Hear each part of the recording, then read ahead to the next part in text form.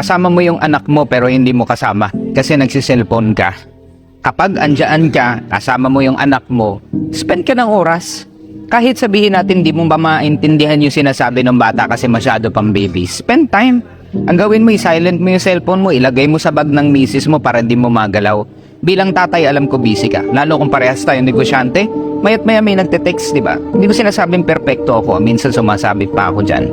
But what you can do, ibigay mo yung cellphone mo sa asawa mo kasi pag tinignan mo yung cellphone na yan, panay chat yan, panay text yan ng mga empleyado mo. Panay problema. So ang gawin mo, when you have your child with you, spend time with them. Huwag yung cellphone ka lang ng cellphone. Huwag yung nakasama mo sila, pero wala ka rin ginagawa. Kung ikaw ay busy katulad ko, spend time with them, alisin mo yung cellphone mo, and create meaningful memories. Kasi yung mga batang yan, lalaki yan, aalis yan ng bahay. Tapos hahanap-hanapin mo.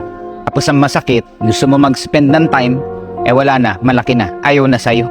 Nasa rebellious phase na. Diba? Babalik at babalik yan. Pero pag nag-mature yan, aalis na yan ng bahay. Hindi mo na rin makakasama. So habang may oras ka pa, samahan. Spend time with them. Cherish every moment kasi tanda mo, mabilis ang oras.